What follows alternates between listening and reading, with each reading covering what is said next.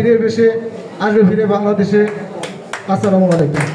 বাংলাদেশ জাতীয়তাবাদী শ্রমিক দল ঢাকা মহানগর উত্তর ক্যান্টনমেন্ট থানা আয়োজিত ৩১ বাস্তবায়ন আলোচনা সভা অনুষ্ঠিত হয়।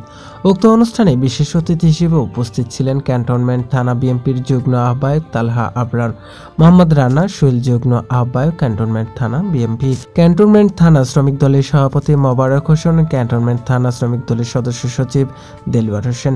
উক্ত সভায় সভাপতিত্ব করেন ১৫ নং ওয়ার্ড শ্রমিক দলের সভাপতি মোহাম্মদ নাসির হোসেন। থাকতে পারি নাই, কেউ রাস্তাতে দোকানে বাজারে কোথাও নিরিবিলি বসতে পারি নাই।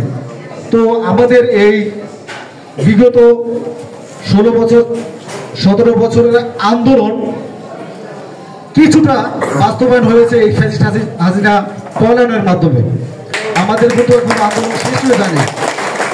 আমাদের আন্দোলন বাস্তবায়ন তখনই হবে যখন আমরা একটি সুষ্ঠু নির্বাচনের মাধ্যমে গণতান্ত্রিক প্রক্রিয়ায় নিরপেক্ষ সরকারের অধীনে জনগণের ভোটে, দিনের ভোটে, রাতের ভোটে নয়, দিনের ভোটে, জনগণের ভোটে একটি জনগণের সরকার নির্বাচিত হবে, তখন আমাদের এই আন্দোলন বাস্তবায়িত হবে।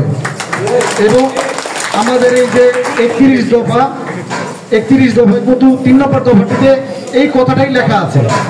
এই দফাগুলো আপনারা নিজেরা পড়বেন এবং সাধারণ যারা জনগণ আছে তাদের দোরগোড়া বুঝিয়ে দিবেন, তাদেরকে বুঝাবেন যে আমাদের চিন্তা চেতনা কি। এই দফাটা কিন্তু এই হাসিনার পলায়নের আগে ঘোষণা করা হয়েছে, পরে না।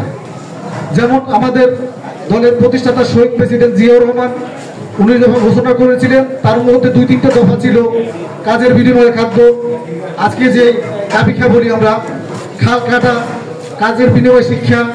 ঠিক এখানে এই ৩১টা দফা যদি আপনারা পড়েন, পুরো বাংলাদেশের একটি দেশের রাষ্ট্র কাঠামো পরিবর্তনের জন্য যা যা প্রয়োজন সম্পূর্ণ কিছু উল্লেখ আছে। তারপরও ওখানে কিন্তু ছোট করে লেখা আছে যদি আপনার প্রয়োজন হয় এই ৩১ দফাকে সংযোজন বিয়োজন করতে পারবে। তো আমাদের সবাইকে আমরা ১৭ বছর, ১৫ বছর, ১০ বছর, ১২ বছর, কারণ একটি ছেলের বয়স যদি এখন ৩০ বছর হয়, ১৭ বছর আগে তার বয়স ছিল ১৩ বছর। তিনি রাজপথে একটি দলই দেখে আসছে, আওয়ামী লীগ। আওয়ামী লীগ ছাড়া কিছু দেখে নাই। তো সেই ছেলেটা আওয়ামী লীগ ছাড়া কিছু বুঝে না, তাকে বুঝাতে হবে দেশে গণতান্ত্রিক প্রক্রিয়া কারা এনেছে,